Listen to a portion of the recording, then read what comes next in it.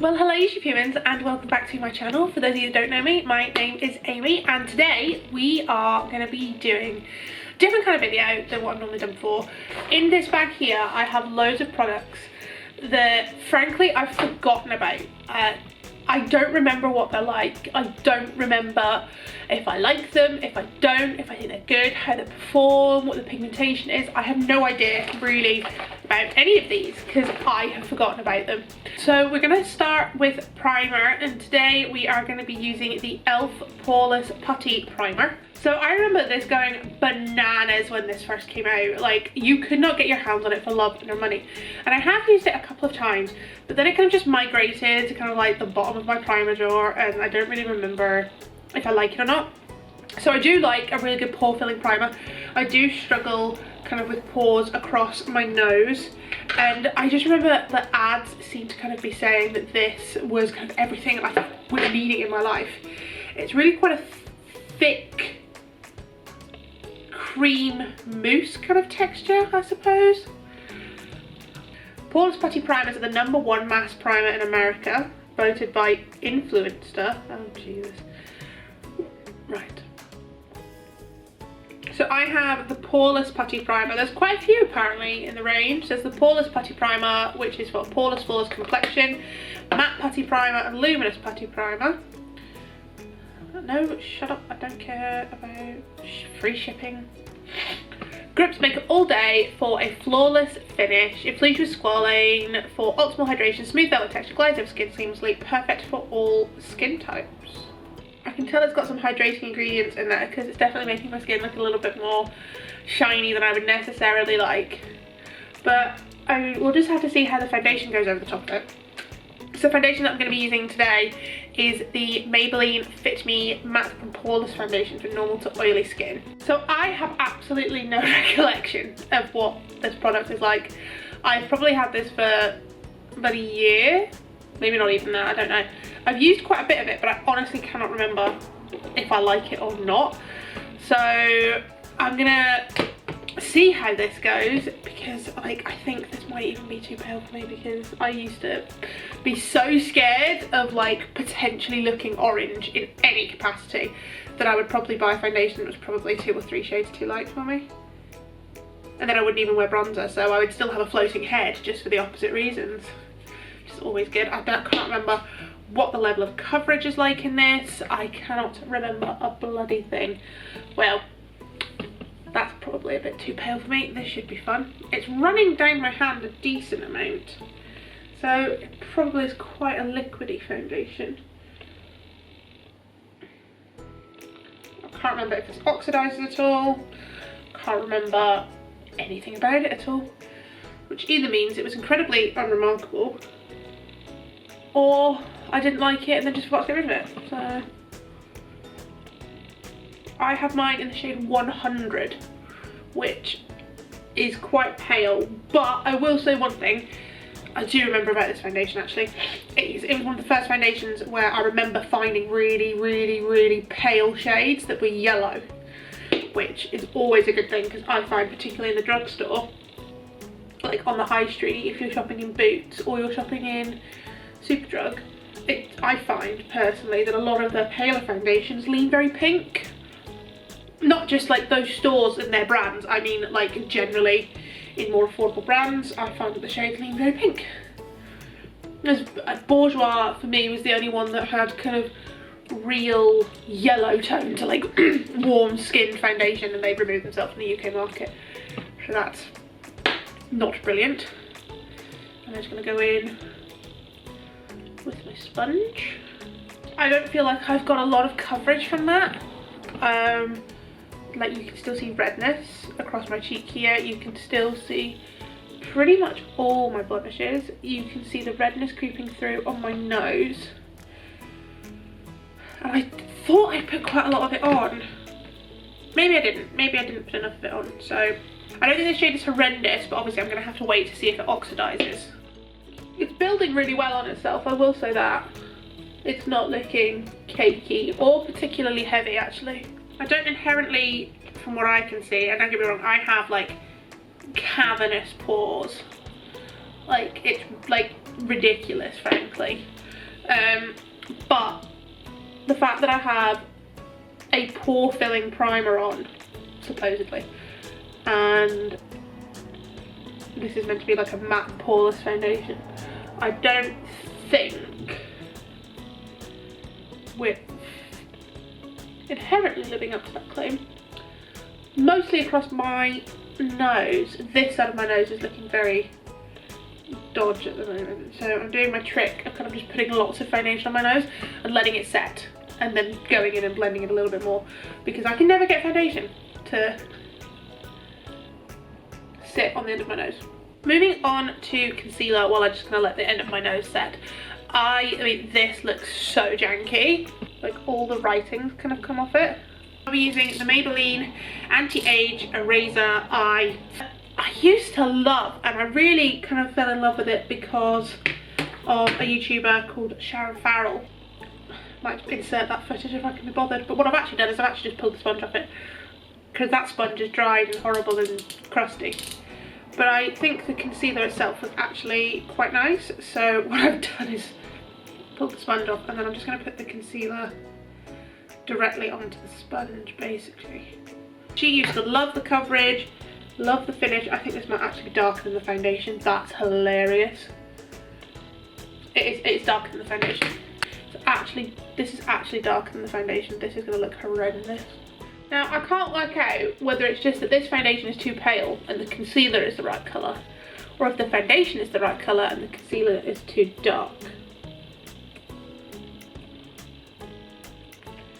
Regardless, that is actually quite a nice concealer. It's done a good job at covering like my darkness under my eyes. It sat really well kind of on top of that foundation. It doesn't appear to be creasing too much. Overall, I am impressed with the concealer. I'm not certain about this foundation. It's not looking the most fresh on my skin.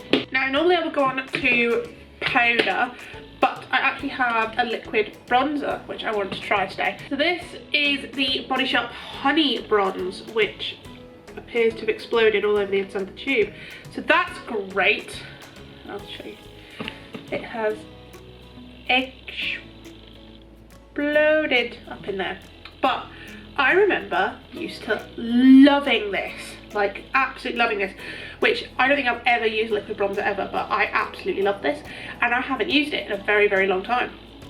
So, but I remember it used to be quite a finicky product to apply. Because it was liquid, it set quite fast, it dried quite fast, and I used to dot it around my forehead and then try and blend it in with a brush. Because back in the day that I was using this, I didn't use sponges.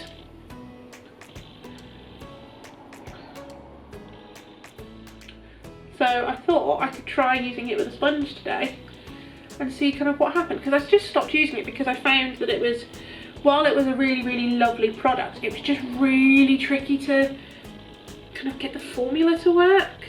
It's quite a subtle bronze. Like, it's definitely not like a cream where you get a lot of pigment. It's definitely quite a sheer watercolour kind of bronze almost. So if you're in for like bronze, you're not going to get it. Think like this, the vibe of this I think is like being on a beach in like Bali or like Indonesia. I have just put that on my nose. That might have been a large mistake. Well, I will say that is definitely categorically blended a lot better with a sponge than it ever did with a brush. It's just a really subtle colour, but it does definitely add some definition to your face. Like, I can tell I've got it on, you probably can't even tell on camera because obviously I'm getting slightly washed out and this is, like, more makeup translates better on camera. But it just looks really, really natural without looking like I've just whacked on a load of my Kiko bronzer, which is normally what I look like on a day-to-day basis. Now I'll go with powder because I feel like I am slightly oil slicky at the moment because I'm not used to having had makeup on my face more than 30 seconds without setting it. And I thought I'd bring back an oldie but a goodie, Rimmel Stay Matte. So I have mine in the shade 01 Transparent. This is a brand new one. It still has the design in it, but this used to be the only powder that I ever owned, the only powder that I ever used, because I didn't know that anything else existed, frankly. I think transparent is maybe a bit of a laugh of a claim, because it definitely does have a little bit of colour in it. But I just remember this being like for 16, 17-year-old Amy, before she'd moved into the big world and knew what actually products were kind of like. This was like my go-to. This would be my jam.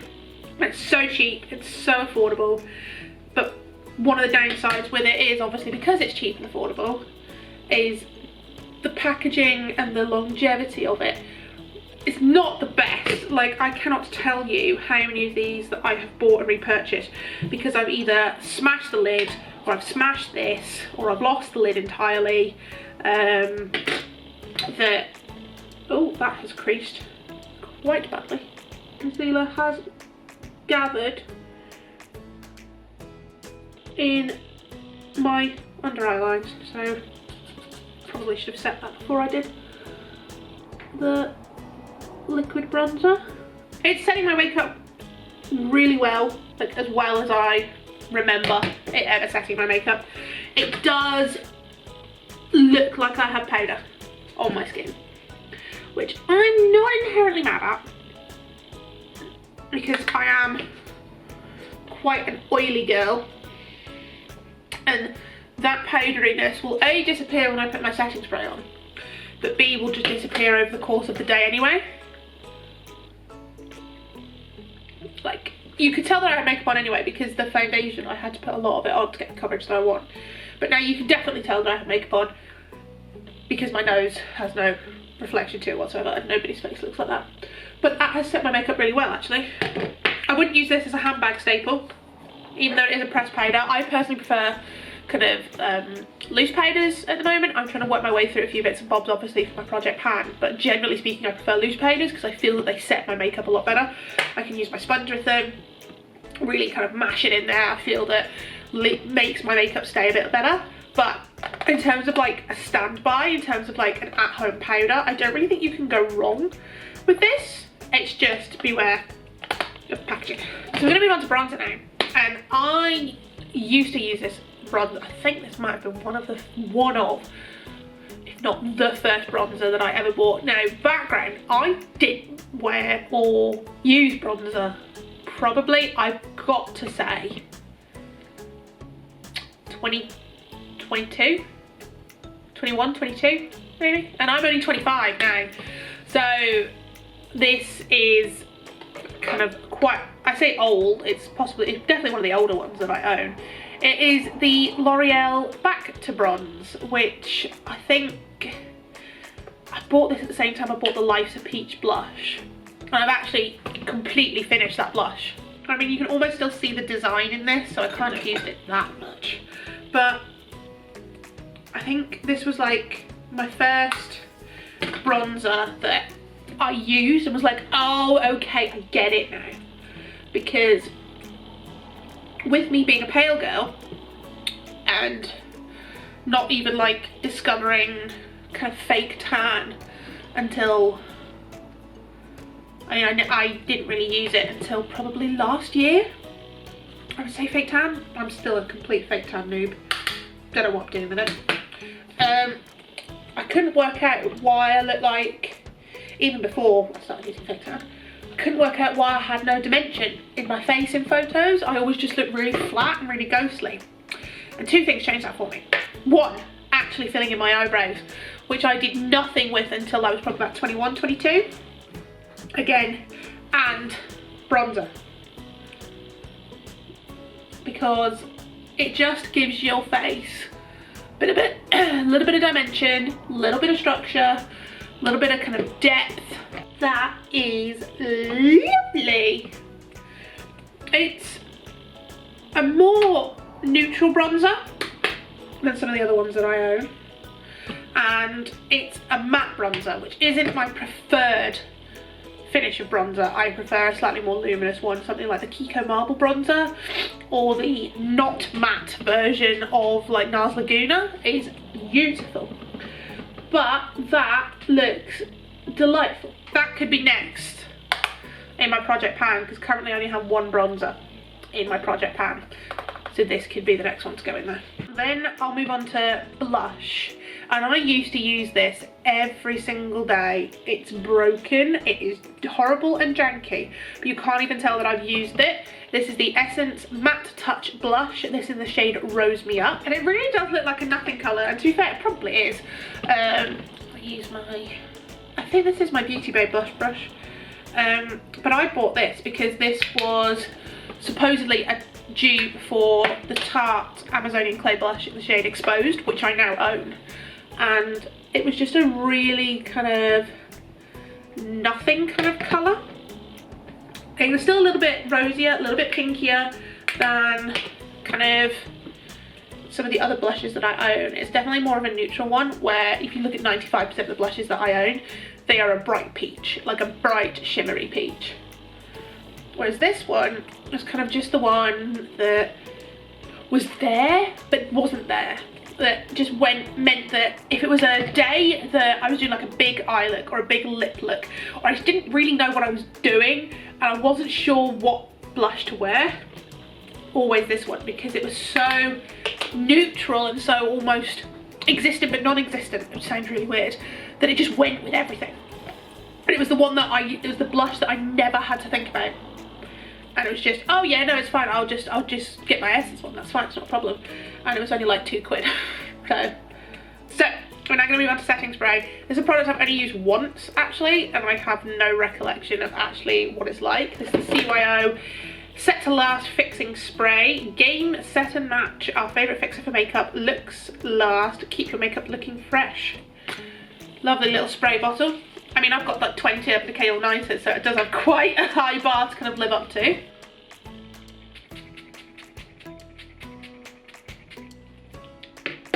Okay. Oh God. Jesus. Tastes disgusting. Smells like furniture polish, which is delightful. Sometimes violent in its spritzing.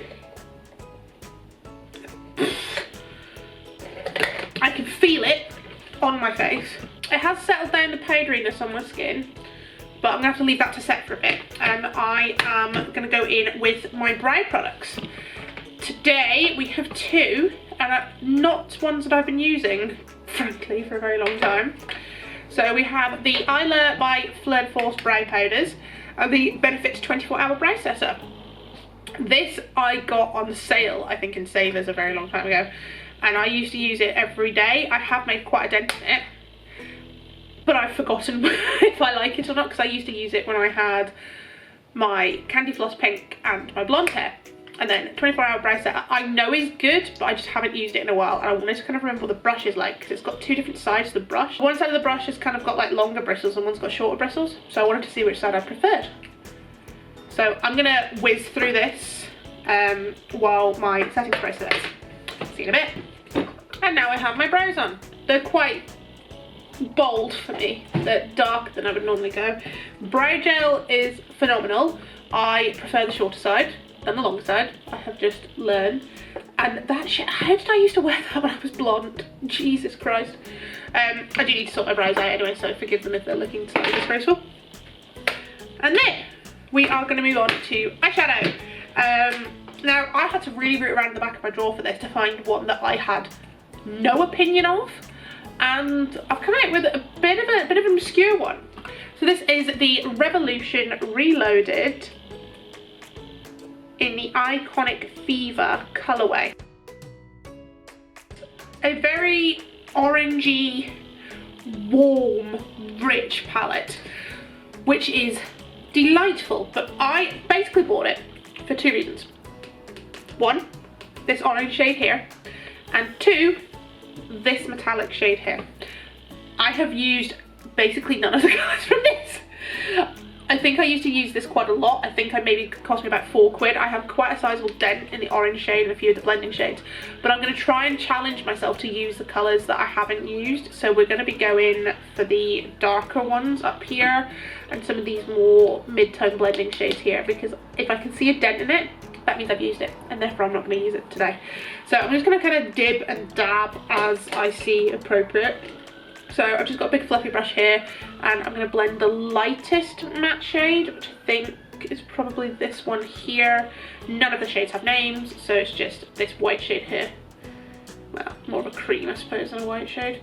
I'm just going to blend this all over my lids. The only thing I really don't like about it is it's not got a mirror, so I'm going to have to kind of have it down here and then use my soap palette as my mirror, which I am using as part of my project plan, and I've made no progress in.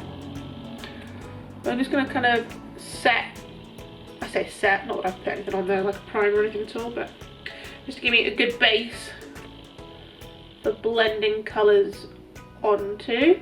I have to go, I think the one that I've used the least is actually this one here, oh, in the second row, there.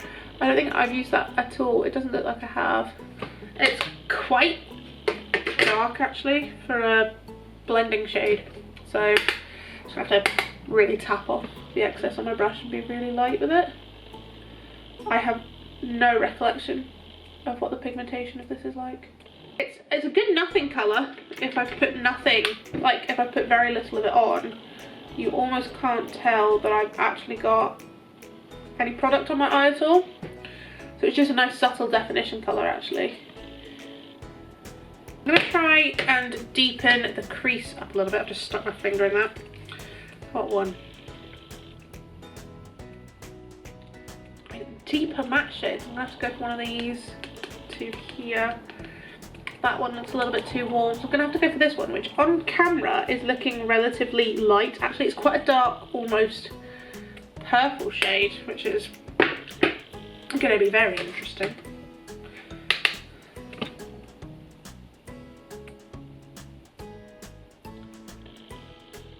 The pigmentation of these shades is okay, actually. They're blending, not too bad, and I can't really complain if it's a £4 palette.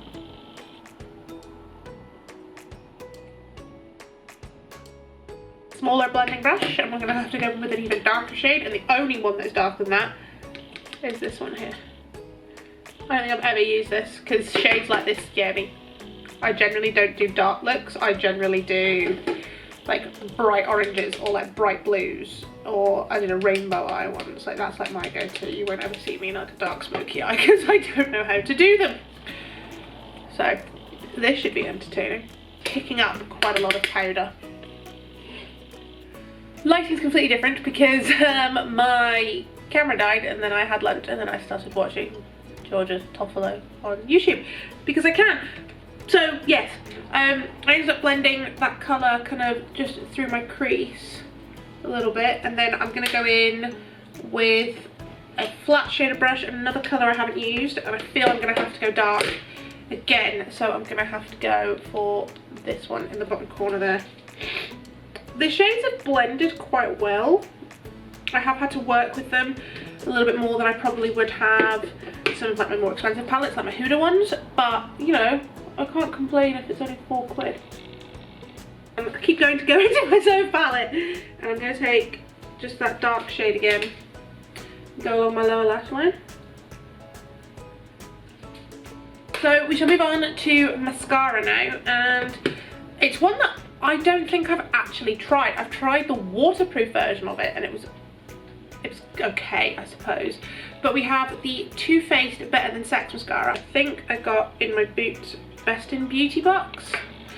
I tried the waterproof one, and it was like okay. It wasn't like mind blowing or anything, but you know, we shall see if the standard one is any better. I've been really getting into mascara recently. I never really saw the point of it, but now I'm like, oh okay, that's what it does, because I've actually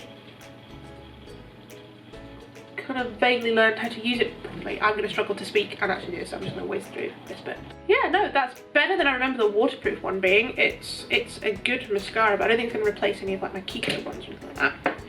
So we'll dive into my lips, which is the last thing. So I'm going to be using this Elizabeth Arden lip pencil in the shade 04 Fair, just to kind of outline my lips, because I feel like because I have so much base on at the moment that I need to kind of give myself a bit of definition.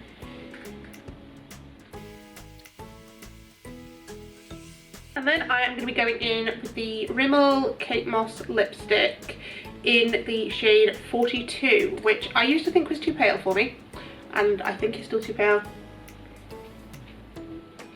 for this lip liner. However, we shall run with it.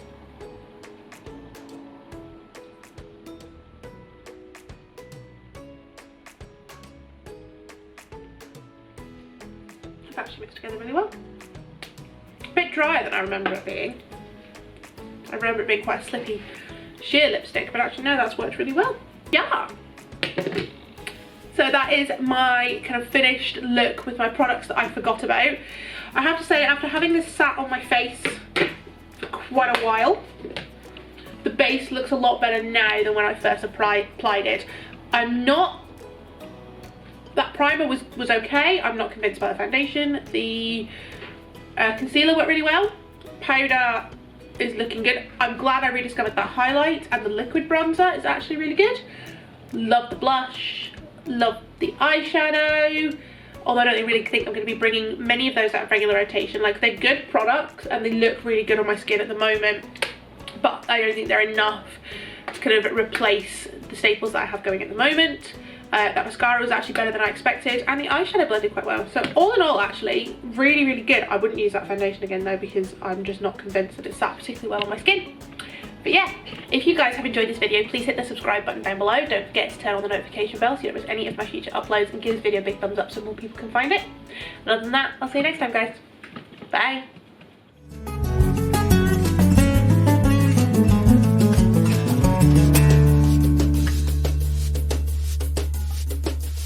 Bye.